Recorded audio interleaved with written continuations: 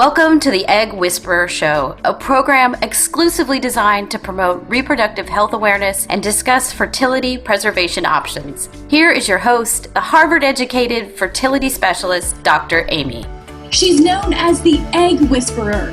Fertility expert Dr. Amy Abazadeh. And you have yet another success story Just launched by an East Bay fertility doctor.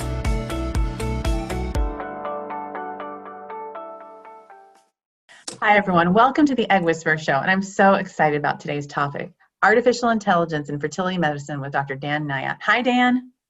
Hi, Amy. I'm so happy to have you on today's show. You guys, Dan's one of the most famous fertility doctors in the world, especially in Canada, and he's a leader in the field, and he's chuckling right now because that's just how modest he is, but he really is one of the biggest innovators in fertility medicine. He always has been, and now more than ever. So thank you for joining us. Wow, I haven't gotten an intro like that other than my mom. That was nice. Thank you. You're welcome. Well, I want to read your bio for those people who don't know you already. Dan trained at internationally recognized institutions, obtaining his medical degree from University of Western Ontario and completing his OB/GYN residency at the University of Toronto.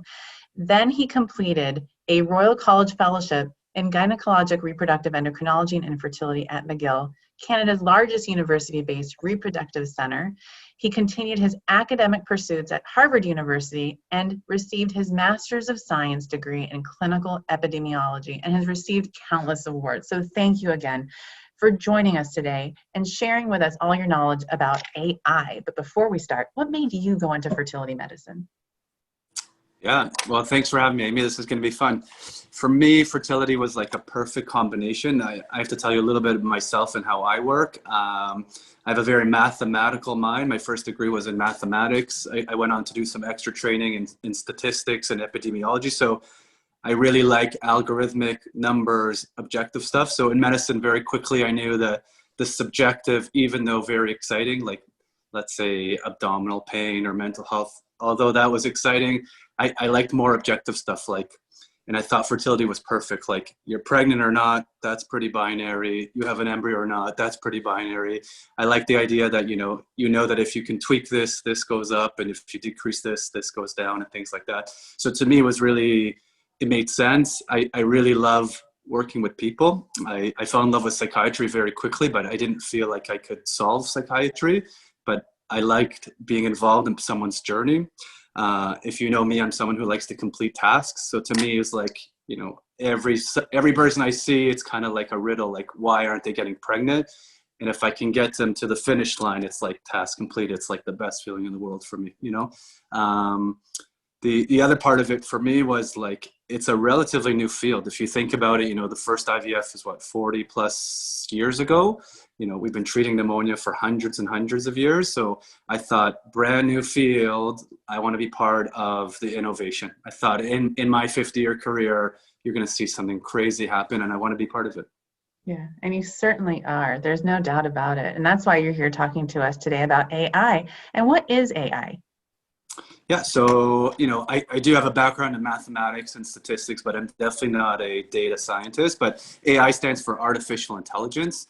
In a simplified version, it's pretty much a computer, learning to get better and better. But essentially, when we use the term AI, especially in medicine, a lot of times it's image analysis AI, which means you're feeding computer images and seeing if it can pick up patterns that a human can't. We're from Toronto, or I'm from Toronto, the home of the Raptors. They're going to repeat this year. You heard it here. But also there's a really famous, AI professor here. They call him Mr. Robot. And, it's a really interesting story. So, in computers a long time ago, everyone thought of computers of just if-then commands, like, if greater than 3, turn right, if less than 3, turn left, kind of thing. And he sort of came up with this idea that, a computer can teach itself and get smarter, and like all crazy ideas, it was very fringe at first and now proven right. So this is artificial intelligence. It's just going to get better and better. And, we talk a lot about AI in healthcare, but there's actually very few examples, but I think we're going to dive deeper into that. And how can it help fertility patients? And you actually created a company that you haven't even started to talk to us about. So tell us all those things. Yeah. So to me, I think of myself as an innovator.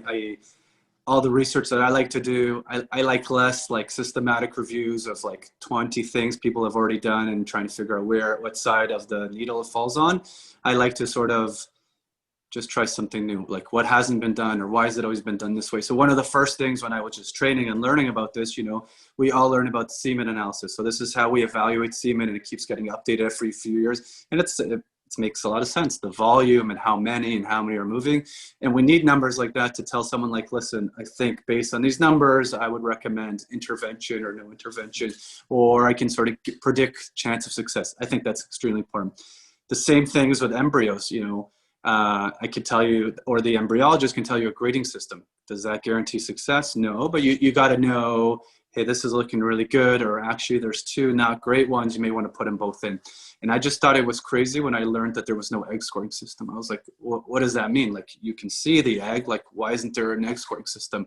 And I just didn't believe it when they told me that. And of course I went through the literature and it didn't exist. And I said, it still doesn't make sense. Like, why is there no egg scoring system? I mean, would you agree? I mean, you haven't seen one. Oh, I totally agree. agree. You're the egg whisperer. I totally agree. I mean, the thing is that I always ask the embryologists that I work with, I said, tell me everything about the eggs. Are they grainy? Are there vacuoles? But a lot of patients, they don't get that kind of feedback. And so, I think it's really important to have a system like this. So I think this is like huge, and it will make a huge impact for patients to have this. So I think it's great. I'm talking to the egg whisperer about eggs, so this makes a lot of sense. So, it's not that if the embryologists were on this call, they'll say, hey, Dan, don't make us look bad. We see tons of stuff when we look at eggs, for sure. They know more than me and Amy about eggs because they see thousands of eggs every day. But here's the thing, like, every journal article, you'll see that something is, a bad thing. Like you said the word like vacuoles, or even a very famous example is something called SER, or smooth endoplasmic reticulum. There were papers that suggested if you see this thing in the egg, it's associated with like really bad outcomes and maybe even birth defect. So you would be foolish to ever use these eggs. And there were some clinics who took that information with good intentions and said, we would never use these eggs. These are to be discarded. So statistically speaking, that's a 0% chance because you threw that egg away.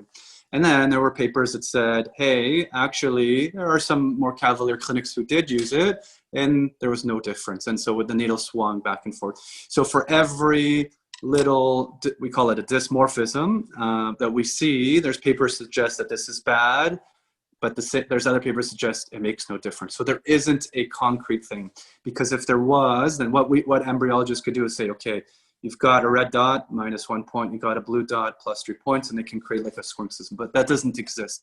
And I thought this is a perfect image analysis AI. If you feed a machine thousands and thousands of images of the eggs, but the key part is that what happened to these eggs. This machine, of course, you got to build this neural network, will be able to train itself to understand patterns and pixels. And there's stuff that an embryologist can't see because he's got human eyes. And if you can create a machine that tells a better chance of an egg versus another, that's a ranking system and that's a scoring system. So I was so convinced that AI will solve this problem. I think from the world of AI in healthcare, it's a relatively unique problem, and I want to highlight a few things. The first one is usually AI is applied to make things faster, cheaper, automated. So, someone has this AI machine and say, how can I make something faster? But this is different because what we did is we found a clinical problem, say this is not solvable at the moment by a human, and maybe the AI will solve it. So, and I think from the data scientists and I guess from the investors too, that's really exciting because you're actually trying to solve a real clinical problem, not just you're not starting with a solution and trying to find the problem. So for people who are listening though, what is the clinical problem? Because I know what it is. You know what it is. Yes, that's Maybe a good question. People listening don't know what it is. So the clinical problem is we have no insights about the eggs, okay? In reality, we sort of say if an egg makes it to a baby, proof is in the pudding. There's a great egg, congratulations, okay? But we all know that unfortunately most IVF cycles don't succeed. So the ones that do succeed, I don't know about your experience, but mine, it's a big happy celebration, and we're not really sure why it succeeded, but who cares? And that's awesome. That's a very different consult than when it doesn't succeed. When it doesn't succeed, we come back and we say, well, embryos didn't look that great, sperm looked fine, and therefore logically we assume it's egg. Well, what did you expect? You're X number of years old, let's try again, right? And that's what everybody's getting told all the time and all the time. But there isn't something that says, look, you got 7 eggs and all 7 look, very poor egg quality. If that was the case, that's really informative for me and you, because we can either say, I've got a new clever idea, sure, let's try it. Or honestly, at least I'm saving you from multiple failed attempts. Maybe it's time we move on to egg donation. But if we had that kind of insight, it'd be very helpful. But also we sort of use the mantra, like, if you can't measure it, you can't improve it. We talk about supplements helping egg quality or, exercise, or, which there's epidemiological evidence for that. But because we don't have an egg scoring system, we can't do a study to say, you take vitamin D, you don't, and let's look at our eggs, okay? But I think the most obvious case use, which is what we're doing, this is called the Violet. So we created an AI algorithm called the Violet, is for women who freeze their eggs. So as you know, social egg freezing is probably the best thing me and you can offer to try to optimize our future success. So we can't reverse aging, but we can hopefully freeze aging. But when we freeze our eggs, we always tell patients, we've got your ovarian reserve, your ultrasound and your blood work. That gives me an idea of your quantity. So, me and Amy can kind of guess if you're going to get, 1 to 3 eggs, 5 to 10 eggs, 15 to 20 eggs. But we don't know anything about your egg quality. Egg quality is predicted by your age. Young, good.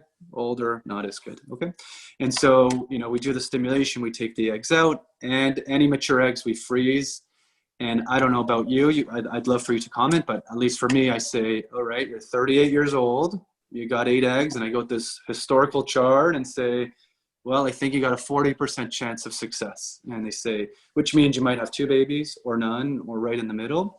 And they say, okay, but tell me about my eggs. And we say, we don't even look at your eggs. You just have 8 eggs frozen. They're like, but are they good eggs or bad eggs? And we say, even if I looked at it, it wouldn't change high counseling because there's no egg scoring system. So the whole point of the Violet is to actually take a picture of each egg and to run the software analysis. So the key point here is it's not invasive. We're not touching the egg. We're not pressing on it. We don't put it in an oven. We're just taking a digital picture, which is already under the microscope. So no extra steps. And this is using image analysis of the AI, and we can predict what the chances of fertilization and the blastocyst. And then we use statistical algorithm to sort of create a personalized feedback. So you're 38, you've got 8 eggs. Historically speaking, you've got 40%. If you run the Violet on it, you might find out you actually have a 25% chance. Now, the outcome will be the outcome. We didn't make your eggs better. We didn't make your eggs worse. But that is we think it's really important information because then you and Amy have to have a real discussion what to do next. So if I'm a patient, and sorry to interrupt you, but if I'm a patient sitting here in San Francisco and I'm listening to this and I'm like, oh my God, I want the Violet applied to my egg freezing cycle, what can a patient do? Oh my God, that's the nicest thing you've ever said, Amy. So this was my, I've been working on this for almost 3 years, every night, every weekend. So I'm so proud to have gone into this point. We're already now in clinics. The Violet is already implemented in what we call our partner clinics, but we hope to be able to offer this to all patients. Essentially at this moment, we are reaching out to, innovative clinics who want to improve their flow. And so a patient actually it's not something they can sort of send us pictures. So we can't say to patients, make sure your embryologist takes the pictures and send to us. But it has to be in a clinic that offers the Violet, which, we feel very confident that in the future will be most clinics. At the moment, we are starting already in Toronto and Chicago and moving forward and, a lot of other clinics. But I think in social egg freezing patients, I predict they'll probably, let's say in a city like San Francisco, where there's multiple options for them to go to. I mean, obviously the physician and success rates make a big difference, but I think they'll ultimately go to a place where they can get an analysis on their eggs. Right. I mean, I think patients want to know, are my eggs normal or not from the very beginning, so they're not wondering for, decades. And that's one of the most heartbreaking things for me is a patient who froze her eggs and then she waits to use them at a time when she doesn't have any eggs left and then finds out that she doesn't have any more options. And she didn't freeze more eggs before she ran out of eggs. And, the list goes on and on of all the things that I wish patients would have known ahead of time. So your technology will be extremely helpful for those patients now. Yeah. I'm curious, Amy, do you counsel patients the same way I sort of suggested, or are Oh, you it sounds sure? like we're the same person, except your name's Dan and my name's Amy. And we're and dressed similarly. And we were both wearing blue, and we didn't even plan this. Right. Yeah, I think it's probably how everybody counsels. I mean, it's the best that we can offer at the moment. Right, right. And so what other innovations is your company? You're medical director at Future Family. And looking at your website, there are other things that you guys are working on too. Yeah, so Future Fertility, basically what we do is we know that artificial intelligence is going to be part of standard of care of IVF. When we started 2.5 years ago, like all, I think, disruptive ideas, it was pretty fringe. And, what is this AI? This the big black box that shoots out numbers. Now it's like in every X-ray and ASRM, and now it's like, how do we apply? But everybody knows inevitably it will be part of it. So we hope to use artificial intelligence in other parts of the flow. The other key part where you'll see other startups focusing on is embryo selection. The idea is if the computer can pick the machine better than the embryologist, then hopefully you'll get to success rate faster and less miscarriages. I think it's a great clinical question, and of course something we're going to be working on. But to me, it wasn't as disruptive, as in the embryologist already has a grading system. There is a lot of information on the embryo already. So yes, if you can do it better, that's great, but it wasn't the same as it didn't exist and we want to present some. So that's why I started with the egg. But the third one, which I'm equally as excited about, and maybe I should sort of keep a little bit quiet about it, is doing a non-invasive endometrial receptivity. So, you work really hard and pay a lot of money to make this embryo, and sometimes you got a perfect embryo and it just doesn't work. We always try to figure out is it the seed or the soil? Like, yeah, it looked good, but maybe it wasn't really good, or like perfect embryo, but something about the environment. When we talk about the endometrium, I mean, that's like a 2-hour Zoom call, but every clinic around the world does ultrasounds, and we essentially, check the thickness of the lining, the endometrial thickness. So like the whole world, like this very complicated thing, endometrial receptivity, we simplify it to this like very basic, are you above, pick your favorite threshold, 6, 7, 8. And if it's below, we say, no, it's not going to work, cancel this cycle. And if it's above, like, of course it's going to work, let's move it on. It's what we can offer. It gives us guidance. It makes sense. But you can imagine there's a lot more information than just thickness. For example, me and my team have just published 2 studies in fertility and sterility about what we call compaction. We sort of coined this term, and the idea goes like this. So you start estrogen, and your lining should be thickening. And again, everybody sort of says thick enough or not thick enough. And if it's thick enough, it's green light. Pick your favorite progesterone protocol. See you at the transfer, okay? And we thought there's got to be more information before progesterone transfer. Like you got 5, 6, 7 days of something. And we know, like, if the lining is dynamic in response to estrogen, it's got to be dynamic in response to progesterone, right? And it is. If you think about it, I don't know if I'm going too physiologically, but if you give somebody progesterone, usually it thins their lining. That's what we know. If you give somebody enough progesterone, they just stop getting periods altogether. So the thought process was like, when you give someone progesterone, you probably should see a dynamic change. So our hypothesis, and came pretty true, was the more compressed you saw the lining, the more likely it was going to implant. And it was like very stepwise, and it made a lot of sense. And we tried it in fresh and frozen, and we tried it with euploids and not euploids. And there are now other, the most exciting part to me was like there was independent clinics replicating it, got the same idea. Of course, it doesn't solve the whole problem, but it's one extra, to me, to look at it in 2 time points versus 1 makes so much logical sense. So we called it compaction. The way I explain it to the patient is like estrogen sort of pours the sand into a nice pyramid, and then progesterone sort of packs the sand down. So that's one. But using these sort of concepts, you can imagine if you showed me your ultrasound of your uterus before starting progesterone, before transfer, and you apply the same principles of AI, we can get a better reading than this single variable. So that's the third concept of how we're going to apply AI. I'm going to keep going. Other people have applied AI in like decision algorithms. So they sort of say, you're being stimulated and it's 8 days and this how many follicles and the estrogen. and the machine might say like, 90% of fertility doctors would trigger today. Are you sure you want to wait one more day, Amy? Kind of like as a safety proof. Doesn't mean you have to do it that way, but AI is going to be part of the whole flow here. Right. As far as compaction, I imagine that people who are listening to us right now would say, wow, what if there was an issue with compaction of my lining? What would the solution be? Right. So like all good research, we just have more questions as opposed to any answers. We got to a certain level. It's a relatively new finding for us, and now we're digging deeper. I think if you asked other co-authors, they might have different opinions, but the two prevailing theories for me now, and maybe we can do this in 6 months, and I can tell you I was way off back in, August. I think the underlying microbiome and infectious story is a relatively new story and now starting to gain momentum. In the olden days, I'm not that old and neither is IVF, but we used to think the uterus was sterile. And we thought like, you got this mucus plug and nothing's up in the uterus, because whenever we did culture and sensitivities, bacteria weren't growing. And then when we sort of did RNA and DNA, we noticed it's like far from sterile. It's like, which makes sense. Like your skin is full of bugs, your vagina is full of bugs. If your microbiome's off, you're getting yeast infections. Like, why would you not just assume that keeps going up through the cervix and the uterus? So I've become pretty excited looking into like the microbiomes and underlying infection. That's one. The other one that's heavy on my mind is what I'm starting to call progesterone resistance, which means I can give patient A and patient B the same dose of progesterone, but it doesn't mean at the tissue level it's working the same.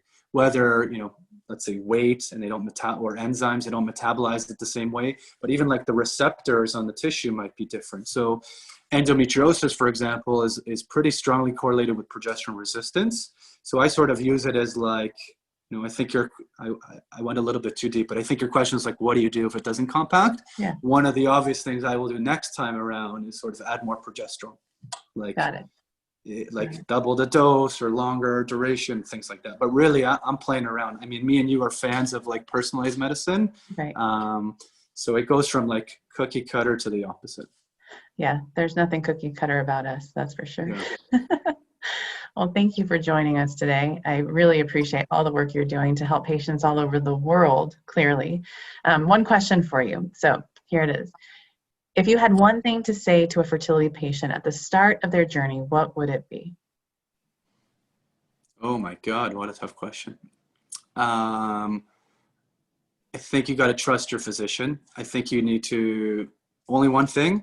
I'm just going to do a rambling sentence. Oh, just go. Riff for me. Just riff away. Okay. Yeah, riff for me. I would say that as long as you stay like logical and you're resilient, you've got a pretty good chance from coming out of this alive. What I mean to say is like, we as fertility doctors all have seen like low chance succeed, high chance not succeed. But like the key part is like, if one of Amy's patients fails 2 IVF cycles, Amy is not saying just try it again, although it might work. She's sitting down and looking for patterns and what did you learn and what should you do next. And I think that's critical because resilience and persistence, but in a logical, scientific manner, goes a long way. Yeah, that's beautiful. Thank you. Yeah. Well, I hope your Raptors win. Isn't that what we heard here? Yeah, you heard it here. For sure they will. And I hope you'll join us for a live Q&A as well on Instagram sometime soon. Would you do that?